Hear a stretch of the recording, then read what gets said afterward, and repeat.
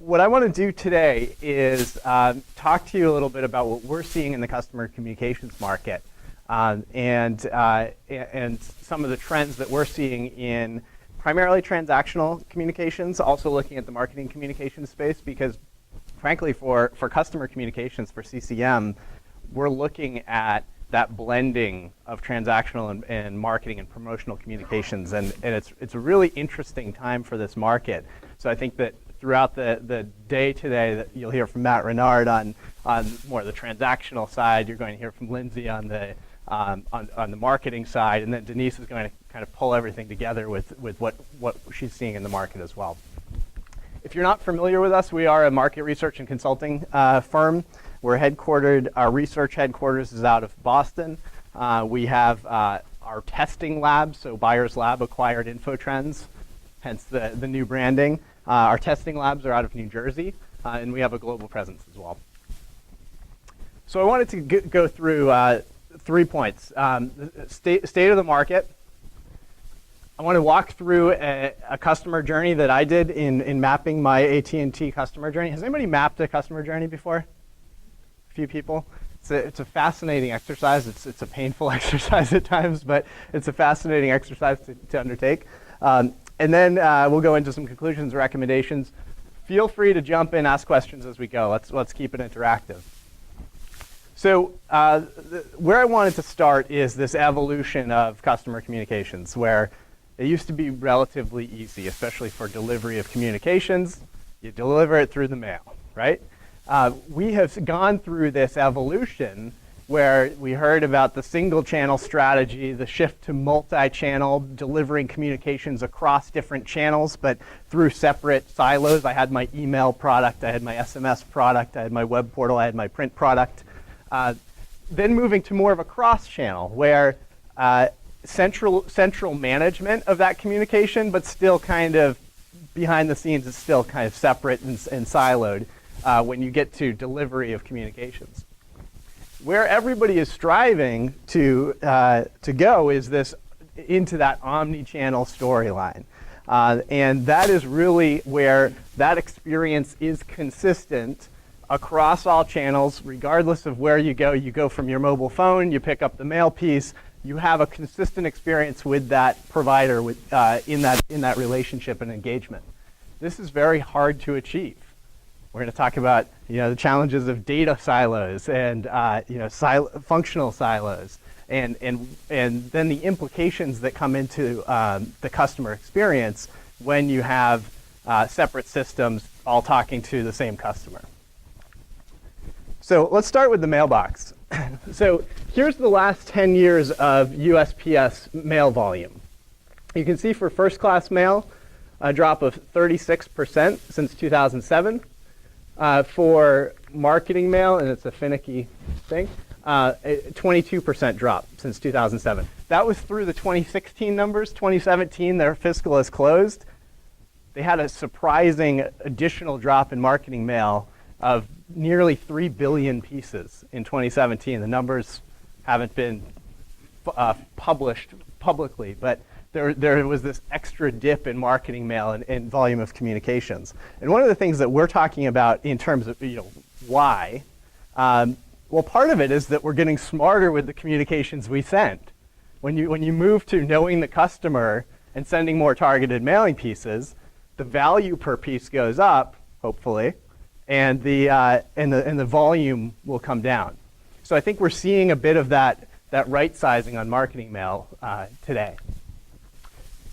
If we look at breaking out first class pre-sort and stamped, so single piece, a little bit of a different story. So 22% decline in pre-sort, stamped mail 52% decline.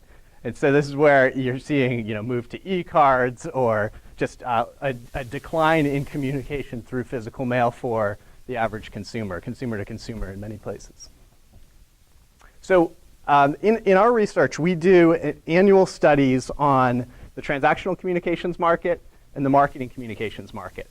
We survey 300 businesses in North America, 300 businesses in Western Europe, 2,000 consumers in North America, 2,000 consumers in Western Europe for each of those markets. So we have 8,000 consumer views, 1,200 enterprise views on what's happening across the marketing and transactional communications markets. So I'm focusing on North America here. And in our latest research, when we asked the enterprise what their top business objectives were in transactional communication strategy for the next 2 years, the top response was cost reduction. So when you're asked to cite what your number one response would be, it's cost reduction. When I added the top 2 responses, so this was ranking the order, you can see security and regulatory compliance comes up most often for top 2 above cost reduction. When you do top 3, it's improving customer experience. So if I ask you what your top 3 priorities are, it's improving customer experience. If I ask you what your number 1 priority is, it's most often cost reduction. And that's a tough challenge, whether you're within the enterprise or within the service provider or a vendor supporting the market, to say, we're going to help improve customer experience, but we're going to reduce costs at the same time. Usually there's an investment associated with improving customer experience. And this is where you have to think outside of the box of, I'm the delivery guy. Because there's also a payments person, there's a customer service person. When you look holistically at how can I invest up front, include personalized video, invest in a document redesign, move from black and white to color. How does that impact reducing call center volume, quicker payments, and other parts of that process? So you can ultimately reduce costs by making additional investments up front. Are we good? Okay. So when we talk from a consumer perspective, there still is this storyline with the consumer on, if you have access to that electronic communication, why do you still receive paper? I want the hard copy for my records. It's my reminder to pay my bills. How many people have that corner of your kitchen counter or that process at home where you put all of those communications, right? Everybody has a slightly different approach. Some people put it in the middle of the floor, so they have to step over it until they process it. But I think it's important to see from the consumer side, there are reasons that the consumer has a workflow in place where all the mail is coming to my mailbox at home for the consumer that prefers that process.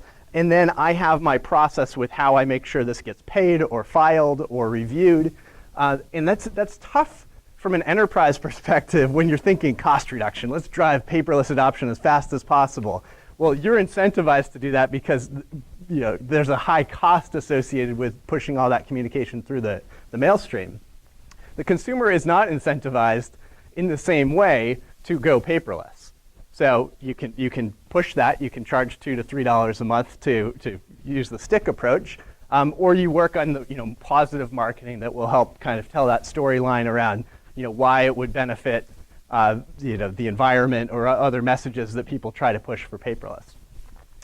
I always caution, if you're going to push somebody to a paperless experience, make sure it's an equal or superior experience to what you're offering in paper.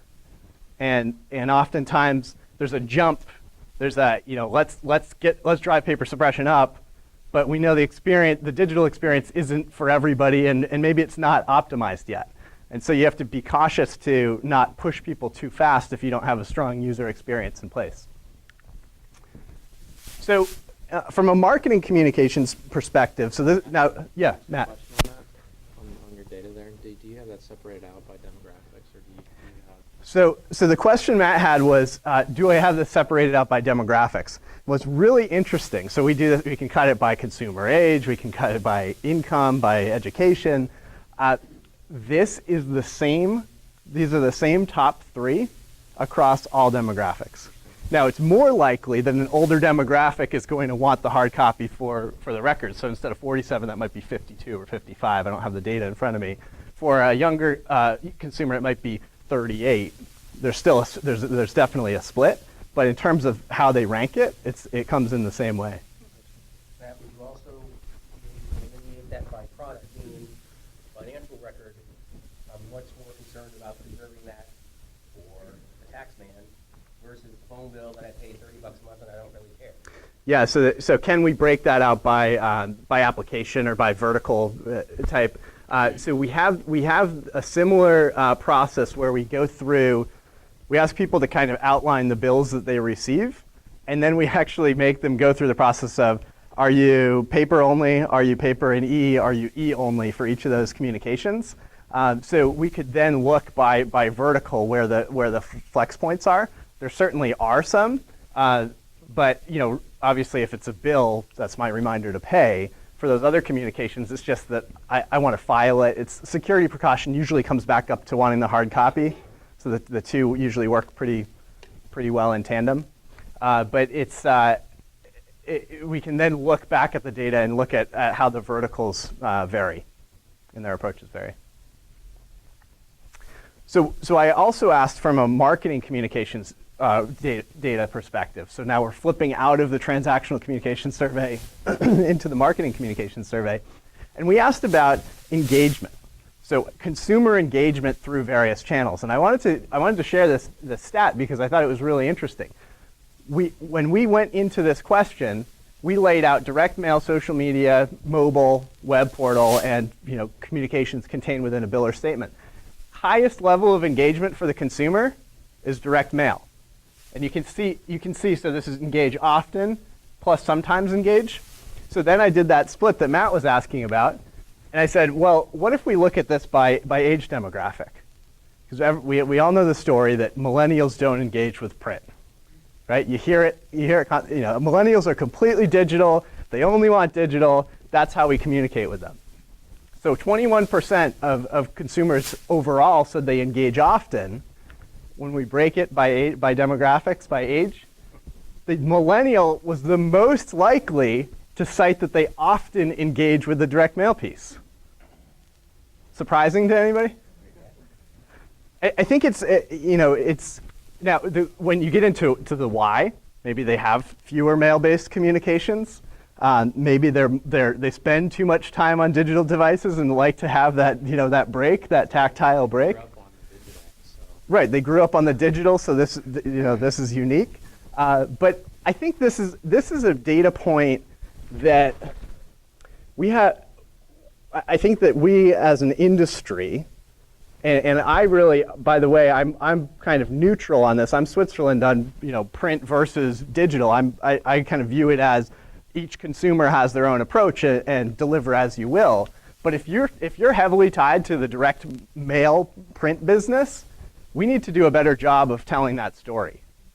We're actually looking at doing focus groups next year where we'll go into a room with millennials who we know in advance who they are and give them some mass marketing communications, give them some segmented, give them some personalized one-to-one, give them dimensional mailers, and sit down in the room with a video camera on them and watch how they react to receiving and reviewing various communications. Did they pull out their phone to interact with the augmented reality or the QR code?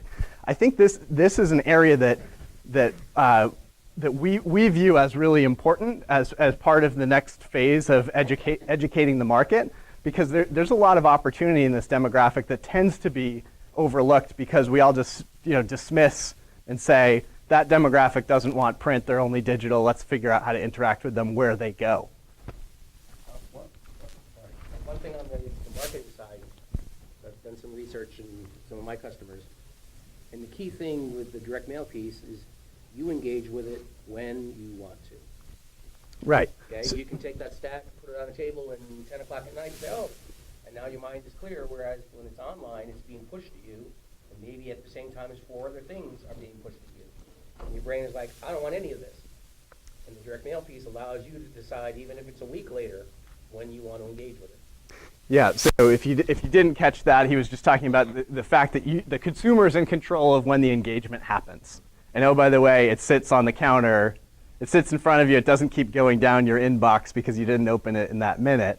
There is that tactile component to it. Yeah.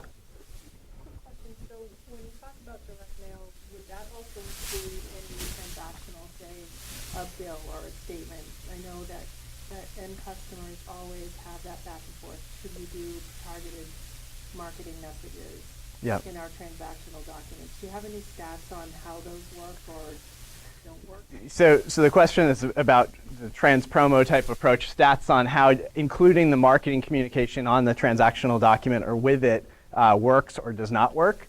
We have, I'm trying to think of what we have in here. This was one question where it was contained within a bill and a statement, and you saw the least amount of engagement through the ride-along.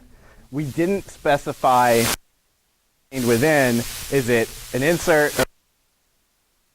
I think that where we've seen, and how many people went to our Trans Promo Summits like 10 years ago? Do people remember those? So we used to do the Trans Promo Summit, and we did it in Europe. And I think that where we've seen a significant shift to marketing communications going onto the transactional document, or other communications going on the document, more often informational, some cross-sell, upsell, but of your own products. I think where the exceptions maybe are in credit card. So there's some very large credit card providers. If you're a Citi branded card client, all of those communications are fully trans promo, if you will, and they're doing, on the Home Depot card, you're getting some other marketing coming through there. But by and large, it's more for internal upsell, cross-sell, and education. And I would say with the cost of color, full color coming down, plus the customer communications technology improving to be able to kind of push those communications together, it's definitely continuing to rise. Yeah. One other point I was going to add here was I spoke at Money 2020, a fascinating event. Bill payment is like this, like 12 of the people of the 10,000 there cared about bill payments. Probably not quite that few, but it was a few. And one of the sessions I sat in was on digital marketing. And Kevin Burke, the CMO of Square, was one of the panelists. I think AOL was up there, all these digital companies, and it was a digital marketing session. And in his opening comments, they said, well, talk to me about how successful your digital marketing initiatives are. And he started in, and then he said, well, direct mail actually does 40 to 50% better than most of our digital channels. But since this is a digital marketing channel, let's talk about digital marketing. And again, I think it's, when you look at Google and the print advertising that they do for AdWords, and you have all these big tech digital companies that still see that value of print that ties back to, how do we get this message out in a better way? So a couple thoughts about the Postal Service. They're doing some really interesting things trying to connect consumers in print and digitally. How many people have seen the Irresistible Mail campaign? A few?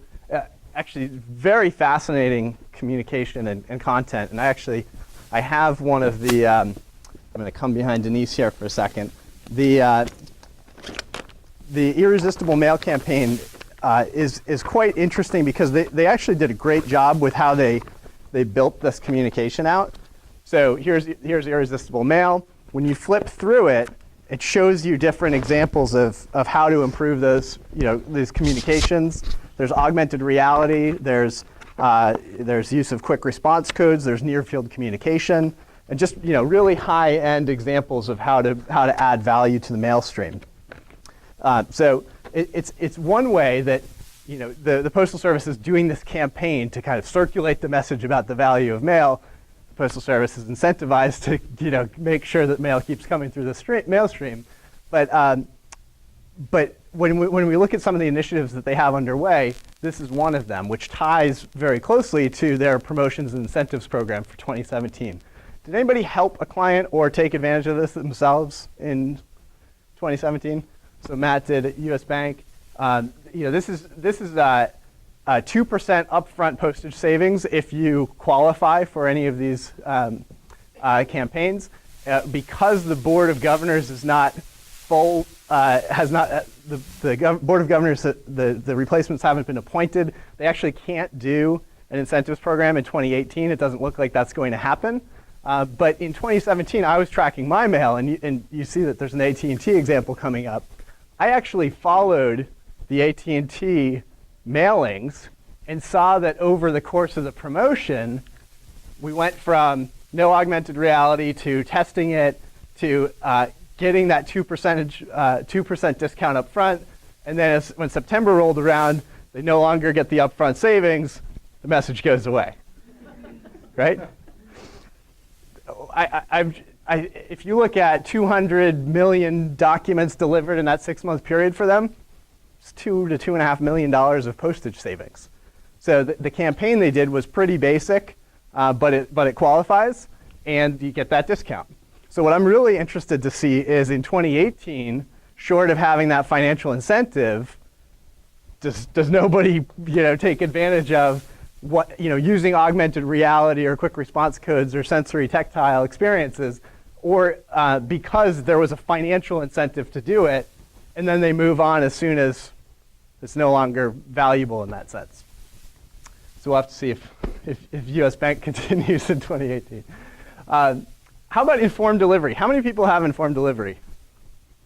So informed delivery, this is the last postal example that I was going to share, but the Postal Service has launched an informed delivery service where you can actually sign up, and I can go in each morning and see what mail's on its way. So they're connecting me in a digital way to the physical communications that are on their way. They've been very clear to say it has to still come through the mail for you to receive that digital communication, because they don't want all the mailers to worry about just, okay, we won't print anymore, now we just have a new distribution channel digitally.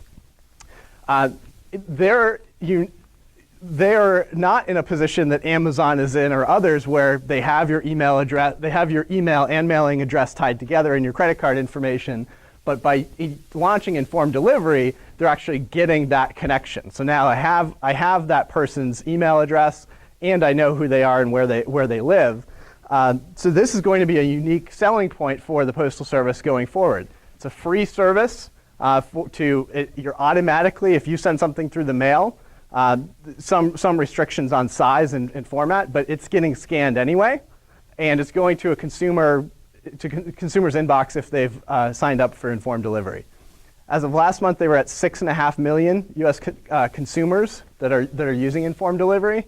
It's worth looking into if you haven't played around with it yet. So here's an example, black and white low-res images that come through. These were some of the images I had. They're also tying to this, this value of, if you didn't get a mail piece, let us know. So you can actually go in and let them know about that. So there's an operational perspective to it, where there are people that sign up for informed delivery because they say, we've had somebody in our neighborhood checking people's mailboxes. This way I have this digital image of what was supposed to come through the mail, and then I can sync that up. They're also doing image replacement. So where you saw those low-res black and white images, this is one of the later ones. But this is what the scan would be. It takes the address side, black and white, low res. But what I got in my inbox when I got the image replacement was this full page, Joann fabric with a click through Joann Shop Now, and then I have the rest of the communications coming down the side. So now that experience is much more focused on the marketer, the sender, and it was free for Joann Fabric to do it. They just have to go through the sign-up process to do it. So I've actually received a number of these. This was the Halloween example, so they don't even use the exact image of the cover, but they can get you ahead of the mail piece and get you excited about what's coming through the mail as well. We also received one for Disney World.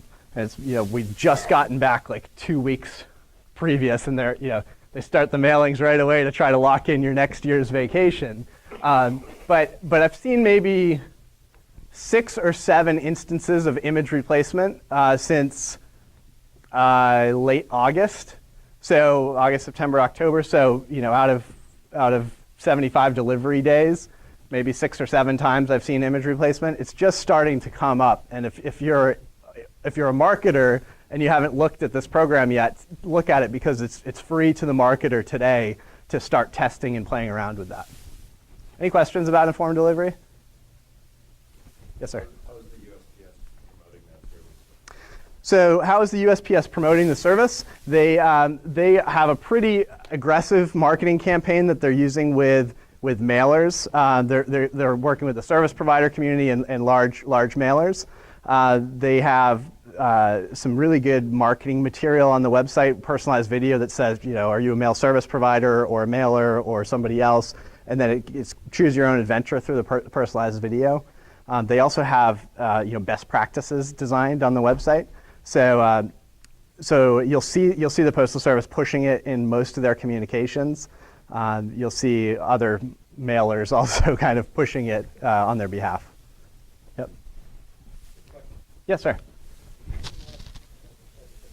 Transactional as well, so like we have a bill going out, you file your bill and then they click through and repay. It's really interesting. So you said, have you seen an application for bills going out in the image replacement version, right? Like where I could pay right there.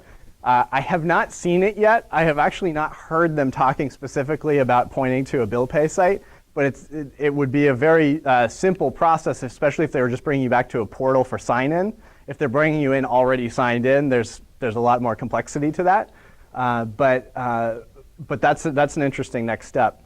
I was at an EMA conference last week, or a couple weeks ago, and one of the applications from somebody from Hallmark said, well, this would be really interesting to say, I'm capturing all of these addresses. Wouldn't it be great if I could pull all the addresses so then I know who sent me a holiday card and now I can send one back and I have their address in a database. So they're really just kind of playing around with that now and trying to figure out the best opportunities to go forward. Do you know the demographics or adoption rate for that service? So adoption is at 6.5 million consumers.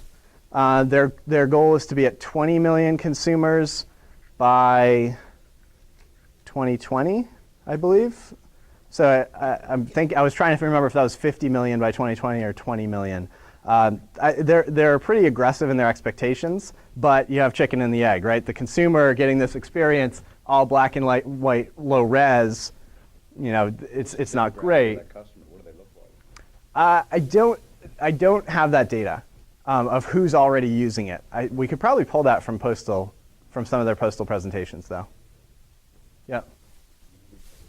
So there are plenty of examples. Like one person talks about how their son's report card came in the mail, and they got home, and the report card had vanished. There's some interesting applications in that way too. I travel a lot, so I can see, and I scour the mail for great examples that I can bring with me of here's some interactive communication. So I asked my wife when I get home, where's that Bed Bath & Beyond mailer or whatever, and she's like, what are you talking about? How did you remember that? So I tend to watch what's coming through the mail that way now. So we actually ask consumers, and this will get into consumer interest. It's not current usage. So we ask consumers, how interested are you in using informed delivery? 75% showed some or significant interest. When we broke that down by age demographic, again, it's the younger demographic that's most interested in using informed delivery. So we had 88% of consumers aged 18 to 34 who said that they're somewhat or very interested in using informed delivery, connecting their physical mailbox with the digital communication that they've already been interacting with, or the digital channel that they're already interacting through. So again, I think it kind of tells that story of other ways to engage with that demographic if that's an important part of your business strategy. Excuse me, is there a way, Yes, sir. has there been any discussion on targeting the sender of the mail through the application? So you want to be specific about, I'm only interested in viewing mail from this particular provider. So the question is, has there been any consumer ability to filter by which provider is sending the mail? They haven't implemented that yet. I think that they would be really cautious to do that because they'd be worried about upsetting mailers that are getting suppressed. But I think at the same time, when you think of the consumer experience and what does the consumer want to see, that's a really interesting application. So you could say, oh, I only want to see when it's a bill or statement or critical communication, or I have my own process for that. I only want to see when Joanne Fabric has that latest coupon. That's my wife's Joanne Fabric. It's not mine. although I benefit from it too, I guess. So Notification-based? Is it email goes out or? you get an email. So it comes to my email inbox each morning between 7:30 and 7:45. So that's why the 18 to 34-year-olds like it, right? Yeah, right. So they Let they them know they got something. Right. What is it? I'm going about my day. right. Convenient. Now, there are some people that are worried that this is going to drive fewer visits to the mailbox. You know, if do I go to the end of my driveway? You know, it's amazing how lazy some people can be, right? But, like, do I go retrieve if I already know what's sitting in there, because it's taken that away a little bit. So we'll continue to track it and see what happens. They only launched in beta well, the beta was March, and then they're pretty much available in across the country now. There's some pockets where they're not. We also asked from an enterprise perspective, because we're surveying both audiences. One of the things that the Postal Service, as Informed Delivery, does is its goal is to connect physical mail and the digital world, and that's going to create new marketing opportunities for your business, you as the mailer. So we asked enterprises, do you agree with this statement? What we found was overall there was agreement, and again, it's strongly agree or agree. And when you break that down by vertical market, you can see some pockets where financial services was very much in agreement of that, whereas, you know, healthcare probably didn't surprise me as much, but retail is one of their target markets, right? So one of the things that I want to follow up with is why does retail not agree as much as some of these other markets on the value of informed delivery going forward? All right. So part of this comes back to talking about the customer experience. So when informed delivery, is the customer experience strong enough that I get a black and white image of all those communications that I'm going to want informed delivery? Where they're moving, and this is the chicken and the egg, is they want more mailers to be doing those high-end images, so it becomes a more interactive service where I can actually click through on those communications. I really like the idea of you know, pay your bill or otherwise from a transactional side as well. And I started out by saying enterprises occasionally push too hard on print suppression before the digital experience is strong enough for that consumer. And I think one of the traps that we fall into is, I'm going to pick on Matt, but not because of US Bank, but let's take US Bank. You can pick on me, that's fine. So when Matt and team are thinking about, we have the best portal experience. When a consumer comes to our site, they can find everything. We have our approach to click-throughs, and, you know, here's where the PDF is, and we point them in the right direction, and it works in that audience of one, that US Bank experience. But when we think about our consumer experience in a digital world, how many different user IDs and passwords are you managing? How many different websites are you navigating to make that digital engagement? So, you know, US Bank is just one of these experiences. But when we look at the consumer today, does the consumer want to go out to each of those websites individually and go through the navigation that is great in an audience of one, or is it this kind of centralized access to all communications that the consumer is craving? So we also are tracking that shift, or the level of interest in consumer shift from going to each provider for billing and statement communications, or a consolidated approach. So we talked through the digital mailbox storyline a while ago. You know, some examples of where we've seen a lot of success are like Page Once that became Check, and it was consumer mobile, a completely mobile-centric experience for the consumer to interact with their billing communications and make bill payments. Go to one place, pay all my bills, move on. They had, I don't know, $27 million of investment in the company. Mint, which is owned by Intuit, purchased them for $362 million, and, you know, folded them into the Mint portfolio because they saw this opportunity for consolidated consumer financial management. We've also seen some other companies struggle because, again, how do I get all of these companies into a centralized place? How do I get them to all agree to send their communications there? and at the same time get enough consumers that the business cares about it. Matt, what do you see going on about in the world of, well, you know, like when we've been closed with Inlet, where the consumer drives the preference of where that consolidated site is. So it's your Dropbox, it's your whatever that you choose as your preference to have this engagement that you're looking at. Where do you see that going?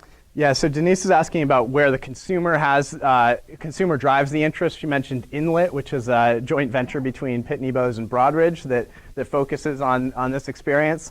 I think that the consumer, today, where does this happen most? It's bank bill pay, right? In the bank bill pay experience, we've kind of moved in this direction. You have Fiserv and Jack Henry and FIS kind of pushing those communications to that centralized location in some capacity. I think that the key thing that we found in our research is the consumer doesn't want to add another digital location. They want it to fold into Facebook, to Amazon, to Google, to Dropbox, to Evernote. So go where the consumer wants to be. I think that that will continue, that consumers will drive preference for delivery channel. The challenge is how do you get critical mass in enough of those locations to get those companies to focus on centralized delivery.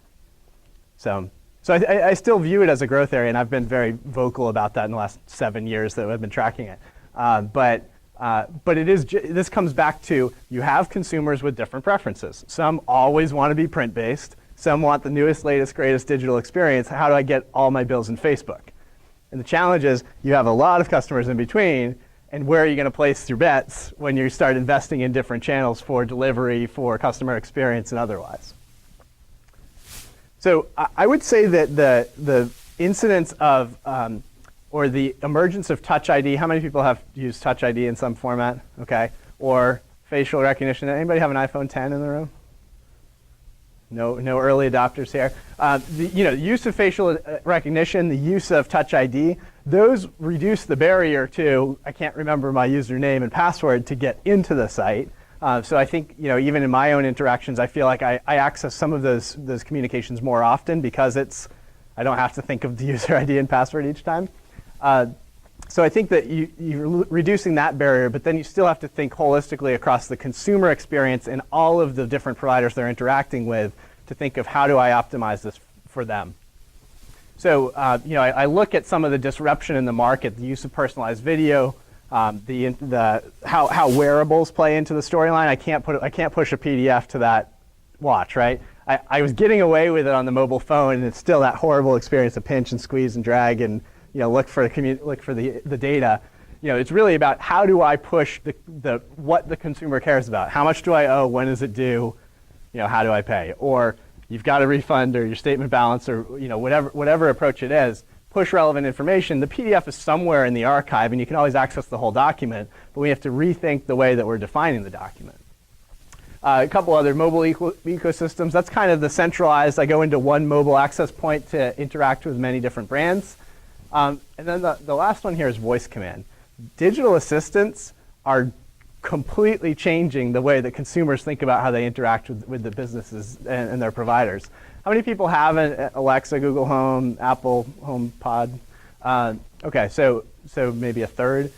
I think what's interesting is when, in the early days it was probably 2.5 years ago that we saw this example where, it's not just Alexa, play some music, dim the lights. It's what's my credit card balance?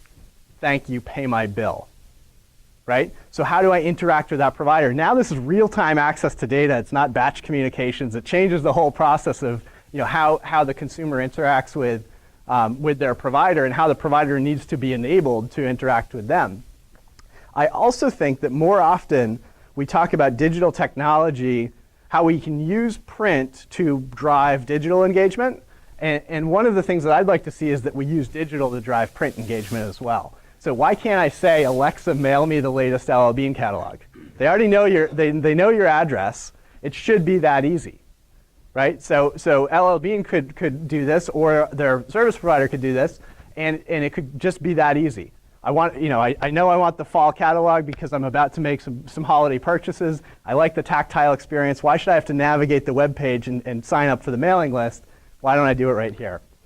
Mail me my explanation of benefits from Aetna. This is getting a little more detailed, but they know that information, especially once you're engaging with this device in a way that you're talking to. Here are my providers. Here's my login credential. Maybe you have. It could get to that level of detail. Mail me a summary of my Amex spending for 2017. So not just my latest bill or my last bill, but can the consumer start dictating which pockets of data they want to be able to see rolled up into that communication? It's not just an interactive digital communication. What are the implications to the print service provider and to the mailer here that would drive that kind of engagement and that kind of consumer experience where I'm really in control of what I want to see, when I want to see it, how I want to see it? Am I too far out there? Okay. Chatbots. How many people use chatbots in their organizations today? So chatbots. So Mark Zuckerberg at an event about a year ago said, "I've never met anyone who likes calling a business. We think that you should just be able to message a business in the same way that you would message a friend. You should get a quick response. It shouldn't take all your full attention like a phone call would, and you shouldn't have to install a new app." So when you look at what Facebook Messenger is doing, they're taking that chatbot approach that could be as simple as sending Hyatt a note, "Can I book a hotel tonight?" They already have your cell phone number because you're a loyalty program member. You've already opted in to have this engagement. "Can I book a room? Hi, James, we have a room available. Book, yes or no." Right? So there are a lot of examples of where artificial intelligence and chatbots are really taking over that customer experience or customer servicing and engagement experience. And again, it's just one more thing that you as a business need to be looking out for and how you're going to help facilitate that dialogue. There are other examples. This is purchasing a hotel room. It could be customer service. Why did my bill amount due change? And it's not a live rep on the back end. It's a chatbot kind of fielding that first level of commonly asked questions. So when we look at those companies that are kind of trying to get to this omni-channel strategy where we talked about chatbots and the use of personalized video, the use of Amazon Alexa and other digital assistants, how do you weave in all of these channels and get to omni-channel when it's really important to have a centralized set of data and not have separate lines of business that each have their own world that they live in with their own technology? This is why it's really hard for a business to get to this fully integrated omni-channel experience. And I wanted to test that a little bit with my AT&T customer journey, because AT&T was doing some really interesting things that are using some of these emerging technologies, but I wanted to see how well integrated that was from a customer experience perspective. The preface to this is I'm an analyst. I was closely looking at each of the communications I received. So as I went through this process, I did have the microscope to the experience a little bit more than an average consumer would. So I live in Durham, North Carolina. AT&T was coming to the area. When they were coming to the area, I didn't know that they were coming, but I did know that Google was coming because they sent T-shirts. They did a great job advertising. You knew which week the T-shirts dropped because everybody in Whole Foods or wherever we were wearing that same T-shirt, right? So that got me thinking about fiber, right? So what better way to increase awareness than to tear up my front lawn, right? When they install the fiber, now I'm really thinking about it because I have construction crews out front for a couple days. So I go to the website and I try to start with self-service from the website. I go in, I don't see what I need there. I'm trying to figure out if my area is enabled yet. I'm looking a little early because they just did the installation. So it turns out I couldn't do this as self-service. But when I was trying to do a self-service, I started with the website. I did a chat. I went through the chat functionality, and then I picked up the phone and made a phone call. So I used, self-serve. I used 3 different channels right out of the gate. It just so happened that 2 days later, a rep came to my door and said, I'm the only guy that that could turn this on for you. He was actually a really good sales guy, but I was already kind of planning to make that transition. 30 minutes later, he's got me sold. I automatically received this email that's my order confirmation, takes me through that experience, shows me what I've signed up for, where my deductions are, where my one-time fees are. A pretty good automated example, and a pretty nice job with the way that they had approached the design. Then I start receiving text messages. So I get a text message that a text coming. I get a phone call that the text coming. I missed the call. And then I get texts that say, we're going to miss our window. Do you want to keep the service? Right? Keep. Who knows when he's going to come back, right? But this is that chat type functionality that then comes back and says, thank you for your appointment. We're still planning to come. Then the installation guy comes, and I happen to just I'm doing this customer journey mapping, so I'm kind of asking questions, probing a bit with him. And I got this great quote out of him. That's actually the back of my house. He's climbing up. He goes, sales is out, and that was a sneak a photo so I can make sure I use it in a presentation. So sales is outselling our ability to service. And when it puts us hours behind from a servicing perspective, that doesn't do the customer any good. It's a bad first impression. So when you think about that customer experience, who wears the weakest link? Everybody has a job here, and he came out with a bad customer experience example on his own. So after he installs, we get the automatic emails that come through. You've set up an account, you've set up a password, all of these communications come through. Then it actually has two-factor identification. So, this is the text message I get. It takes me into the website. It gives me a chance they kind of push, do you want to download the app? So they're trying to drive the app usage right away. Then I received my first branding mismatch. It's the work order, right? So the branding has been pretty good throughout, but then the work order comes through. It's a generic. DirecTV and AT&T were integrating, so it's acknowledge my DirecTV system has been implemented. From a marketer standpoint, here's one of the weak links in that consistent customer experience. So then the transactional and marketing communications start coming. They send. I never received a paper version of this one. So this is my privacy notice. They just defaulted that to E. I never opted in or out for that. They just chose to do that. So you're starting to see that driving increased print suppression. It's just this is how we do business now. That's what I received. They immediately started doing that marketing messaging as well. So I get my first bill ready notice. They're pushing paperless delivery. They're pushing automatic payments. It turns out that bill is zero balance. So it's kind of an odd, your bill's ready, go in and look, you don't owe anything. Then I get a service tech to follow up. So I thought that was good. Phone call, follows up, are the services working? Here's my phone number. So I thought that was a good customer service angle. Then I received my first bill. This is my zero balance bill that comes by mail. So they're pushing the use of the app for bill pay, which is great. But this is my first print-based experience, and there's irrelevant communication on the face of the envelope. They just sold me this. Now, it's the cheap way to go, pre-printed envelope, why cruise when you can speed. They're just saying, generically, this is where we're pushing everybody.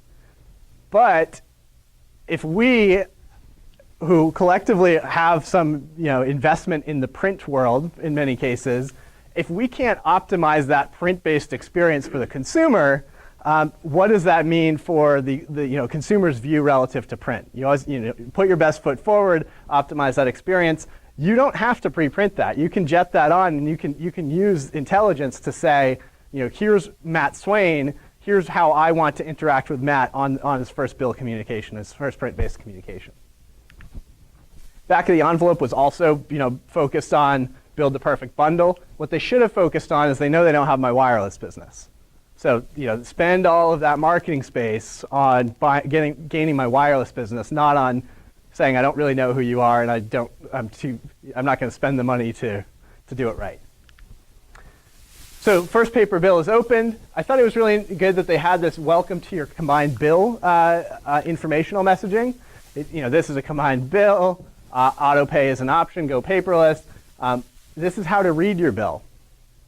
So cut down on customer service outreach, focus on the front end on how to read that bill. Watch a personalized video. Personalized video didn't come for another 45 days, so that experience wasn't great, but it did eventually come. I think that that personalized video actually walked me through. This is your billing amount. This is your amount due. It was personalized to me. So it didn't show my account number, I think, in the window, but it did show. It showed my billing amount. This is a one-time charge. This is recurring. Basically addressing all of those questions, most commonly asked questions that people pick up the phone and call the call center for. That very expensive channel that consumers like to use. I got tons of email marketing in this process. Then I start getting. I had gotten rewards. So if you sign up with us, you pay $100. We'll give you two $100 gift cards. So the first one came in. The self-mailer. I really like what they did here with keep up to date with your reward tracker. Again, why are they showing me a reward tracker? Why did they take the time to design that? They don't want me to call and ask where my $100 is. So here's where you are in the process. Here's where you receive the reward. Here's a QR code. Scan the QR, and that'll take you in, and then you can interact with the communication there. Scan the QR code. Here's your claim number. Enter your claim number. Go. Now they've updated my progress. I can print it. I can claim additional rewards. I had a second reward. I go in and claim it. Stay in the know. So why shouldn't I also get them to opt in for text or for email communications as well? I go in and download the app. The use of Touch ID was really helpful.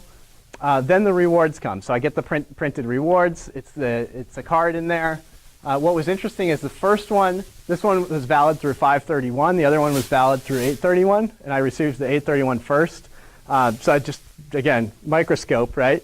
From an analyst perspective, I thought that was odd that my expiration came sooner in that one. I go into Interact.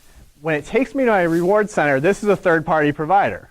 So it looks like AT&T. When I hop over to the third party, again, I find a branding mismatch. They hadn't updated the branding through the third party yet because it probably wasn't in that. It definitely wasn't in that first wave of update. They might have just forgotten about it. So again, I'm an analyst. I'm looking at the color scheme and where it should be. But again, trying to tie that brand and have that consistent experience. So they're missing a valuable communication piece, but they did add the augmented reality component. We talked about this. So I scan the document. It pulls up this public service announcement where a bunch of text messages are popping up and then says it can wait, don't text and drive. Again, it was a pretty basic augmented reality experience. But as you can see, based on the back of the envelopes over the course of the promotion, it appears that it was less about the public service announcement. It was more about the $2 million in postage savings. Okay, so I open the second bill. There's some informational messaging there. There's lots of ways to pay. There's a fee. They had this boilerplate text around being a UVerse customer. And I went in. I'm not a UVerse customer, so channel 411 doesn't exist on my technology. Again, would the average person go down to the TV and type in channel 411 just to see? Probably not. But again, how do you make sure that each communication is optimized? First bill payment made. I felt like this felt like clip art at the bottom. So bit of a branding mismatch from my view. But they're pushing for auto pay and paperless billing. I get some automated email, automated confirmation emails around the payment that I've made. There's good consistency there. Right after I make my first payment, I receive a direct mailer that's trying to sell me the same service. So the direct mail department is, their database is not tied to, our existing customer database. So there's a bit of a mismatch there as well. I thought you guys knew who I was. Again, it comes back to cost. It's easier to just do a spray and pray direct mail campaign than to filter that out. But from a consumer perspective, again, do I feel like you love me? Maybe not. Personalized video we talked about.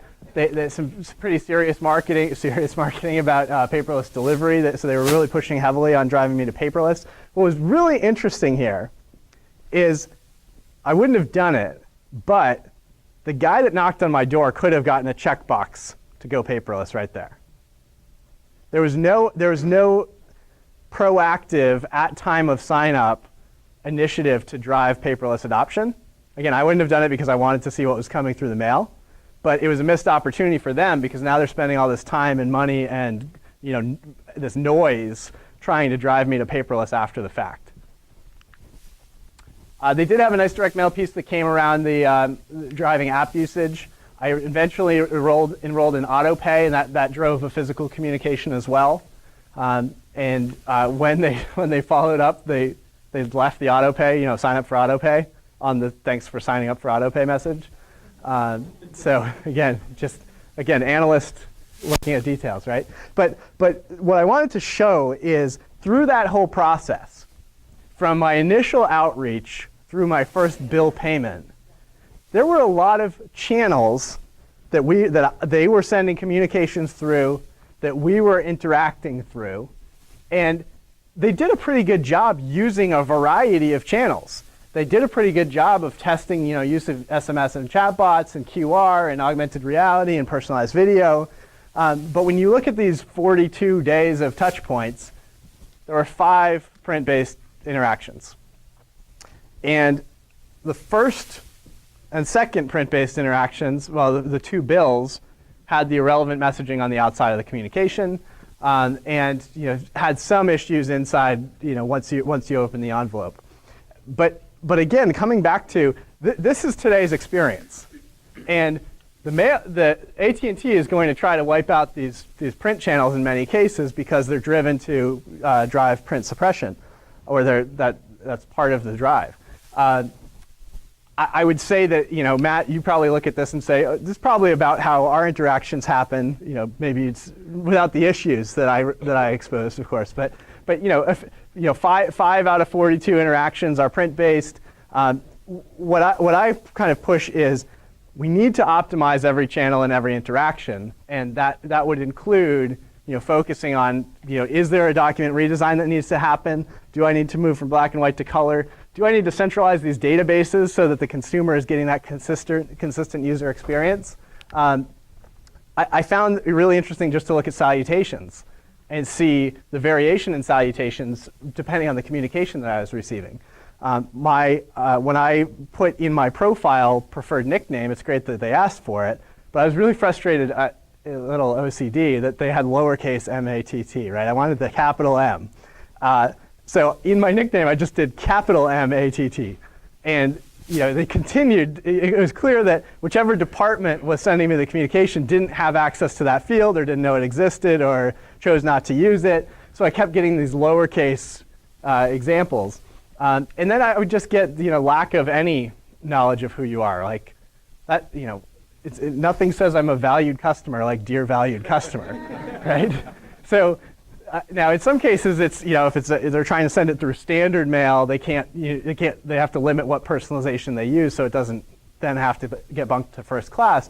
But a lot of these were first class mailings. They really didn't have that to fall back on. It was just it's data silos, data being siloed, and not having a centralized customer experience person reviewing and weighing in on each of the channels and interactions. And again, this wasn't to pick on AT&T as much as to say, if we went back and did the same experience, the same customer journey mapping within our organization, we'd probably find some of these similar issues.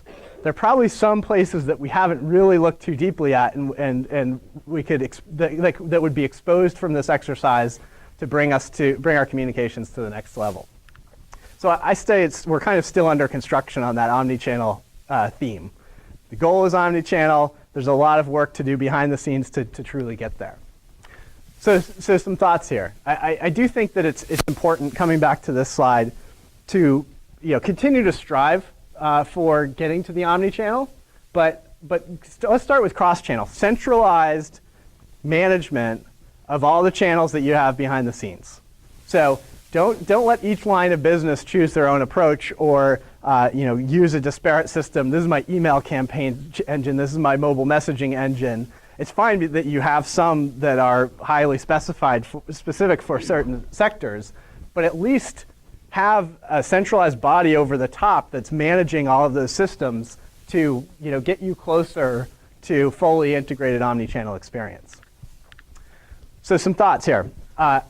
Diversify your channel strategy. We talked about that consumer that always wants to be print and mail based, that consumer that wants the latest and greatest, newest technology, and then everybody in between. And I'm not saying that you have to adopt every newest, latest, greatest channel that comes into play, but you are managing an increasingly diverse customer base that expects to have control of their communications journey. And we actually asked consumers in one case, how do you treat smaller providers? Do you hold smaller providers to the same standards as an Amazon experience? And by and large, the consumer response is yes. I've seen Cadillac, and now I want my utility provider to give me that level of experience. And that's scary for a lot of the smaller providers. I would say that also kind of lends toward the value of outsourcing to somebody that can make you look a lot bigger than you might be in some cases for a smaller provider, or one that's limited in the technology that they can adopt. Also, don't discount the importance of print in the mix. I think that we talk about print as that communication that is kind of my scheduled opportunity to talk to you, especially in the transactional world. I get to talk to you 12 times a year through that bill. Make sure you're optimizing that communication. Our data still shows it's 96 to 97% of the time that the bill and statement is at least opened, compared to a lot of other communications. And the last point is to review the CCM platform you have in place. So consider a platform that gives you a broad array of communications channels that can create communications that enable superior customer experiences, as well as provides capabilities to understand how recipients engage with these communications and the messages. So with that, questions, comments, was this helpful? Great, thank you.